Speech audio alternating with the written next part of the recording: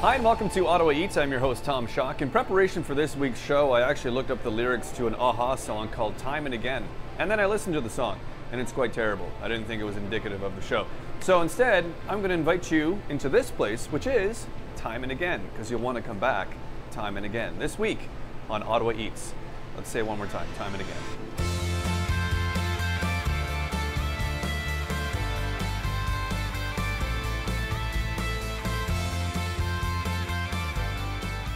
This is Sheila. She is the lovely person who's behind this beautiful place called Thyme and Again, and wow, it's, I don't know how to describe this. When I try and describe this place to somebody, I always do a very poor job because I like to think that it's a bistro, it's a cafe, it's a restaurant, it's rustic, it's charming, it's chic, it's everything. So I'm going to leave it to you because I think you can do a much better job than I can. So what is this place? Well, when we opened, and we're going into our 25th year, we named it Thyme and Again, Creative Catering, and Take Home Food Shop.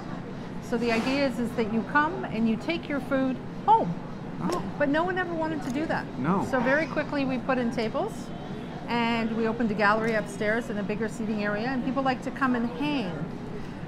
But it isn't a restaurant, and it is not a bistro. It's a full service catering department, but on top of that we have foods to take home. We have a full bakery in the basement, so we make everything from scratch except for our breads. And then we have a whole line of frozen food products, jams, chutneys, anything that you could possibly need to entertain. Now, 25 years ago, and I mean, sometimes that feels probably like a heartbeat for you. I was 12. 14, okay, I laughed so heartily 14. there. That was a little awkward. But I mean, when you started out with this idea, did you ever think that this is what it would become? Was that the idea? No? When we started out, my husband said, how much space do you need? And I opened my favorite cookbook at the time, which was the Silver Palette. And it was a small take-home food place in New York City, and it said 400 square feet. So I added 100 feet, and I said, honey, I need 500 square feet. And he went, okay. And we went out and found a 500 square foot place. We lasted there for about 2 years, and then we moved to a 1,200 square foot spot. Okay. And then went to this place that's 7,000 square feet. Wow. Yeah, it is a very big place. You have a beautiful kitchen, you have great staff, you have a large staff because you do a lot of different things. We do. I mean, you could just come for the coffee alone and you would not be disappointed. But Happy go, local. Yeah, and but the catering as well is something that is a big part of your business too. So if you have a wedding or any kind of really celebration or anything going on, I mean, they can give you a call and you have a great menu that people can check out. So talk a little bit about the catering business and how that really happened. Again, started off very small, and over the years our catering company has just grown. We did the opening of the airport, which was our first big event, and that was for 2,000 people, and we've just grown over time. So we cater at a lot of the top venues in the city. We cater in people's backyards, we cater at the museums, anywhere and everywhere. And it's great because you have so many different tastes and so many different colors and textures, really pretty much anything that anybody would want. So we're going to hop into the kitchen. Okay. And meet our chefs. Yeah, I think so. And if they're anything like you, I'm worried. I would be too. Yeah. They're scary. You're very threatening. Thanks for coming. We'll see you afterwards for a drink? Absolutely. Okay. All right. Speaking my language.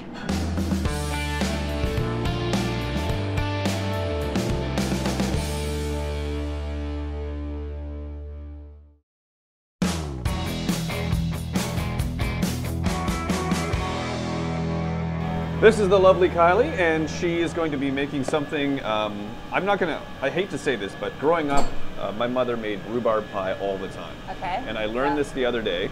Apparently the leaves of rhubarb are poisonous. They are poisonous. Yeah. Okay. Yeah, don't eat the leaves. Yeah, I did as a child. Okay. Just gnawed on them, and then my mother would slap them out of my mouth. But not recommended. Rhubarb pie always needs a big pile of sugar, at least for me when I was a kid. Yeah. But quite sour. You're making something a little bit different, though. What is this? What is this that you're doing? So today we're going to make a rhubarb consomme. Okay. It also doubles as a cordial, which is a similar similar thing. It's just in the dessert world we call it a consomme, which you would obviously see in a savory item, Right. like a soup, but this is going to be sort of a fruit consomme. Okay. So we're using our fresh local rhubarb. Now, is rhubarb one of the first types of vegetable, I guess, that would come up? It is, yeah. It's been a Okay. bit colder, obviously, this spring, so it's a little bit later, but it has a really long growing season. So okay. we try to use it throughout the summer, and obviously the color is beautiful, so Yeah. it works really well with desserts.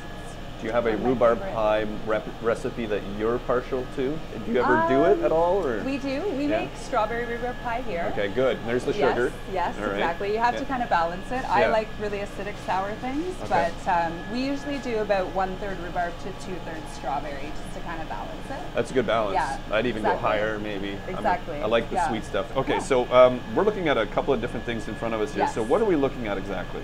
So we obviously have our rhubarb here. Yep.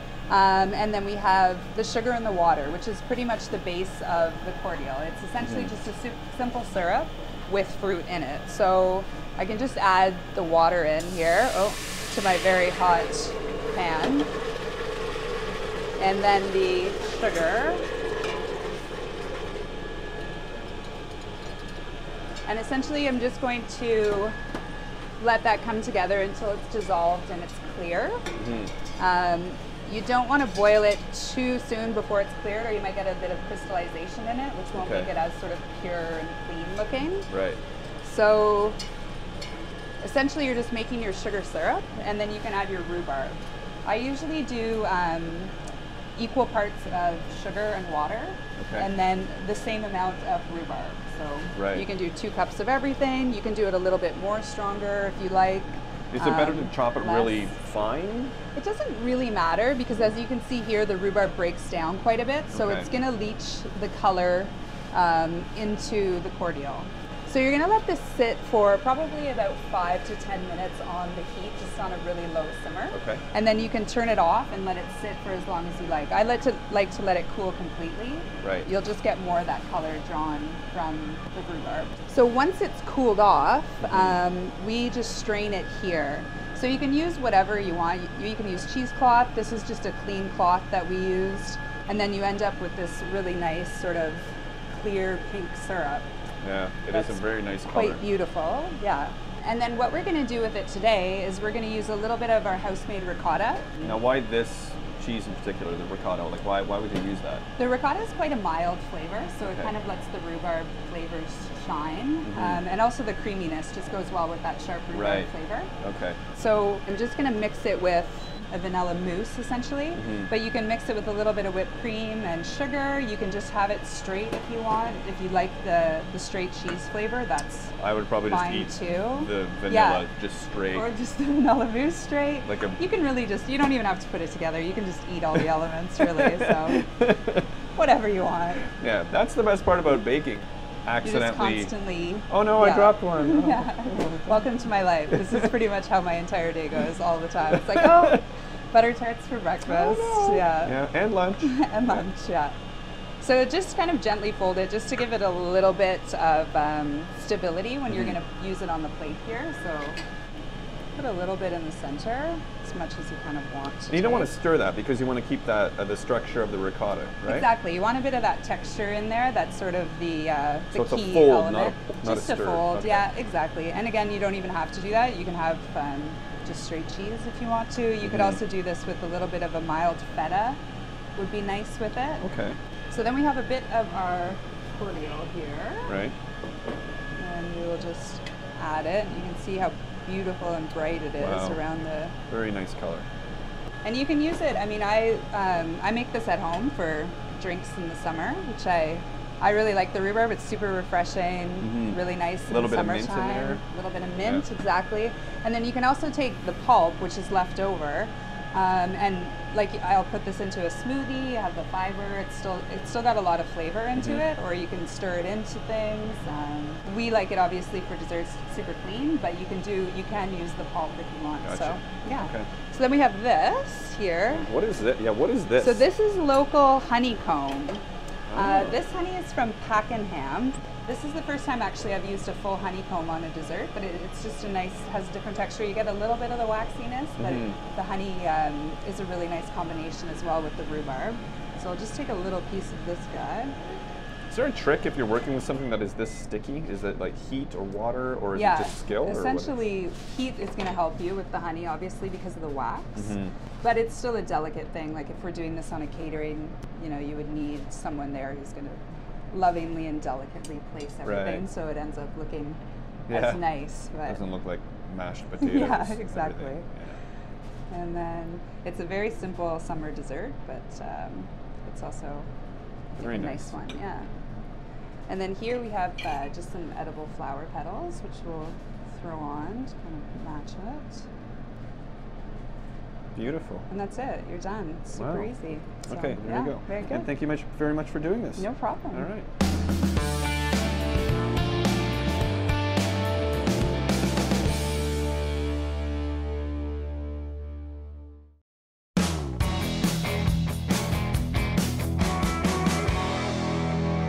This is the lovely Justin. Justin, thank you so much for having us here. Yeah, thanks for coming in. He also has the gift of beard, I see. It's very nice. Thank you. Yeah, it's very red. Yeah, it's red here, and I'm losing the red all up here. So. All right, well, we won't talk about that because that might be a bit of a touchy subject. You do some really interesting stuff here, and the first dish that we're going to talk about, what's the main ingredient? Is it a fish dish? This is going to be a Fogo Island cod. Okay. It's a Fogo Island cod pie. It's not a crust pie. It's a traditional East Coast type of pie. It's got a potato crust on the top. Okay. Fogo Island cod is special and specific. It's only caught 2 weeks out of the year. Really? On Fogo Island. There's a handful of fishermen that are allowed to fish it. The processing is unbelievable. They use Japanese techniques. It's a very clean fish. There's not a lot of fishiness to it, you know, how you get from some of the other cod that you might find in the store. Right. Great product. So if somebody isn't a big fan of that fishy taste, some people really like it, and some people are a little bit, you know. Even if you rub your hand on it, you won't get the smell of fish. Yeah, you don't. Wow. Very clean. Okay, so that's the main ingredient, right? This is the heart of this dish. Right. So, I mean, we've got this beautiful piece right here, but what else is involved in putting all this together? So what I would do is I'd pop this in the oven with a little water, a little butter, covered, slow temperature. It's high protein, low fat. You don't want to cook it too long. You just need to cook it just so it's done. So some of the other ingredients we have fennel, leeks. So saute both the leeks and the fennel. Now, is this a Newfoundland recipe, or is it something that you kind of based on that? It's my interpretation of a recipe. How much screech is in it? Because that's one of my only references to Newfoundland. None in this one. Okay, right. Okay, good. The screech is for the cook, I think, maybe.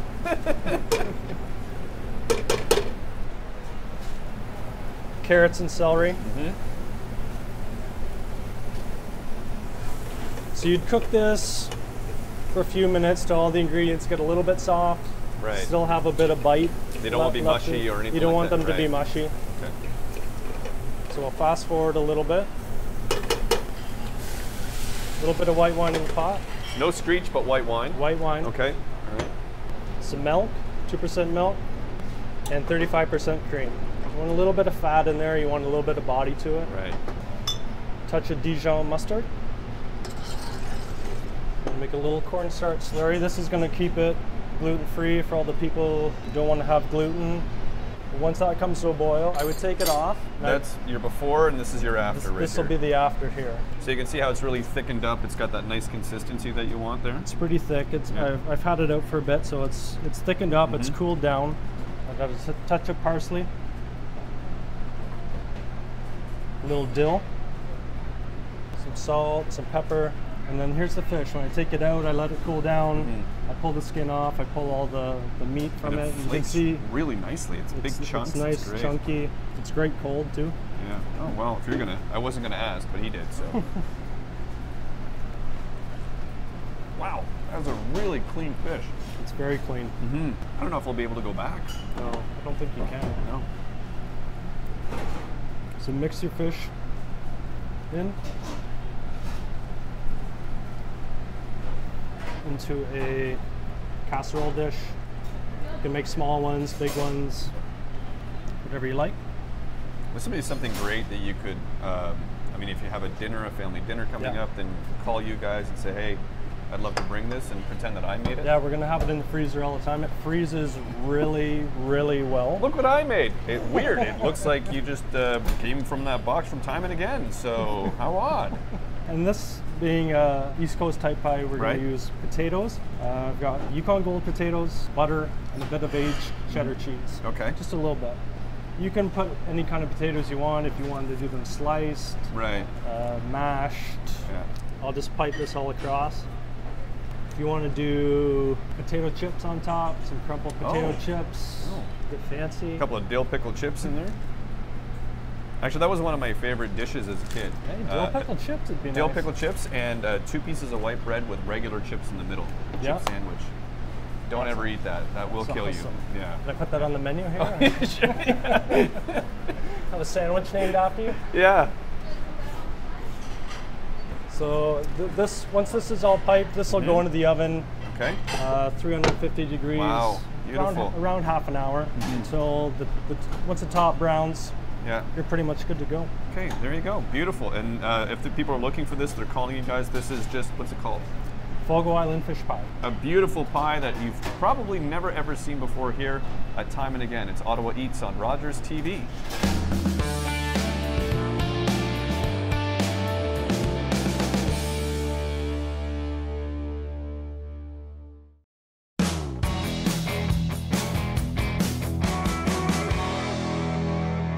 All right, we started off with a beautiful pie, and now we've got something that's, well, it's a 2-for-1 combo. We're all about combos here, right? Sure. It's not really. Whatever. One of them is your take on what? Salad niçoise? Salad niçoise. Okay.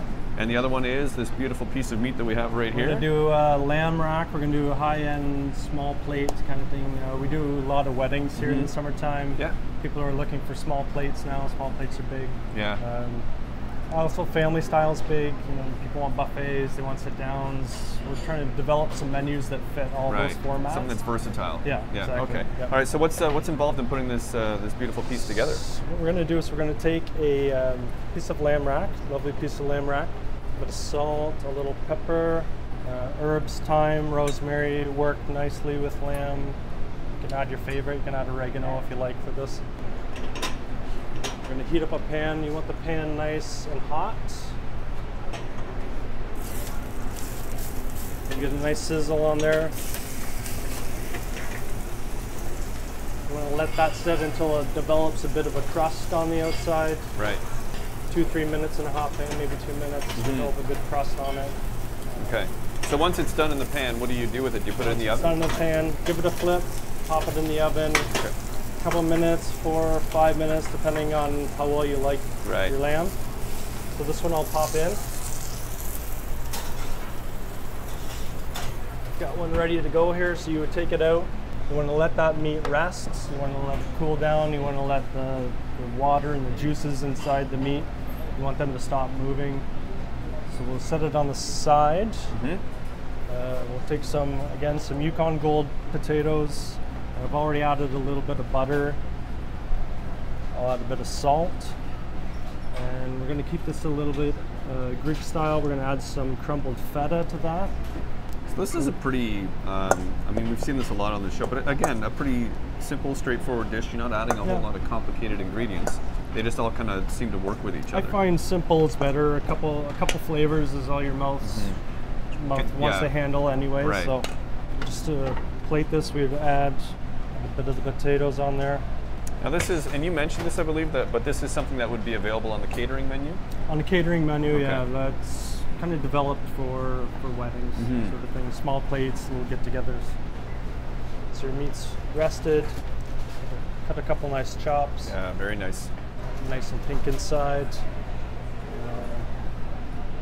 Microgreen garnish, maybe some olive oil on the plate. Just to finish it off, we've got, these are Kalamata olives that we've dried. It's about 3-4 days to get a good dry on them, and then we just grind them up into a powder.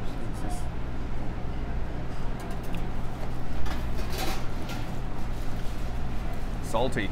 Salty. Yeah, love salt. So just a little bit on the plate, and beautiful. Nice and simple. Nice and simple. And that's what you want, especially at a wedding. Simple. People you could eat it with your hands if you wanted to. Yeah, exactly. Yeah. Okay. All right. Now the salad, now this is something that's a little bit, you see it a lot on restaurant menus. Right. And sometimes people can make it so ridiculously complicated and over the top with so many different ingredients.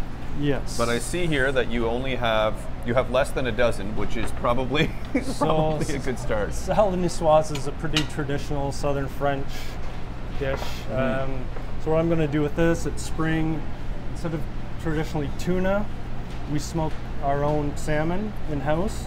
So what I'll just do is I'll build a bit of a spring niçoise. Okay. Some boiled potatoes. And to this you can add anything you like. A few things you have left over in the fridge, a few things you pick out of the garden.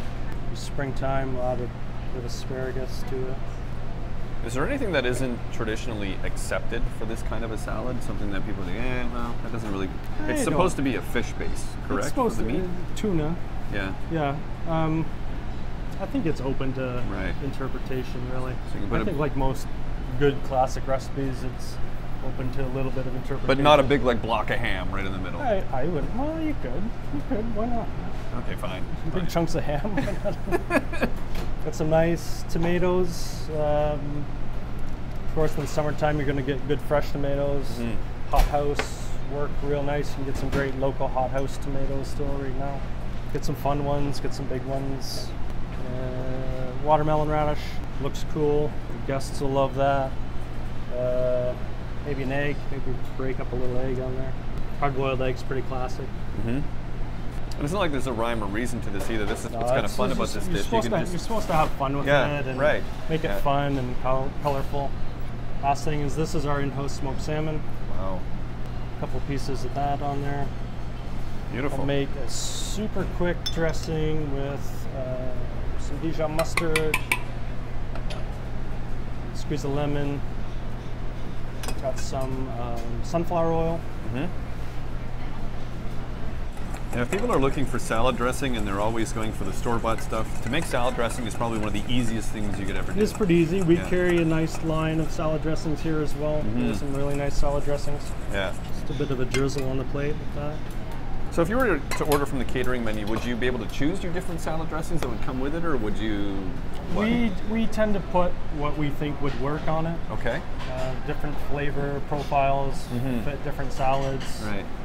We try and keep it seasonal as well, so we might have a list of maybe 6 that might work for what we think we have on the menu.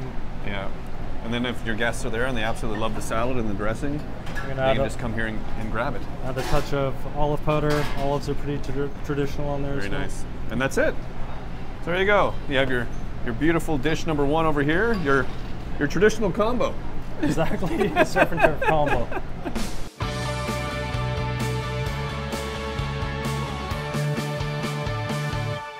That's it for another episode of Ottawa Eats. Thank you so much for joining us. Sheila, thank you so much for having us here. It was a pleasure. You have an awesome staff.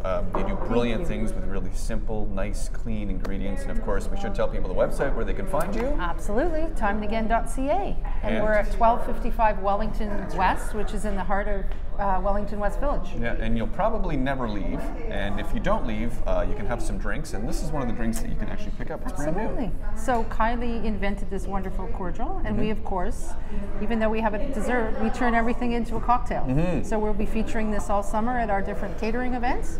And we've matched it with gin or vodka and top it up with soda. All right. And from fresh mint, and we're off to the races. You may have a new roommate here. What's rent? To have you. Perfect. Cheers. Need one for the cameraman. Cheers. Oh yeah, he gets a little bit.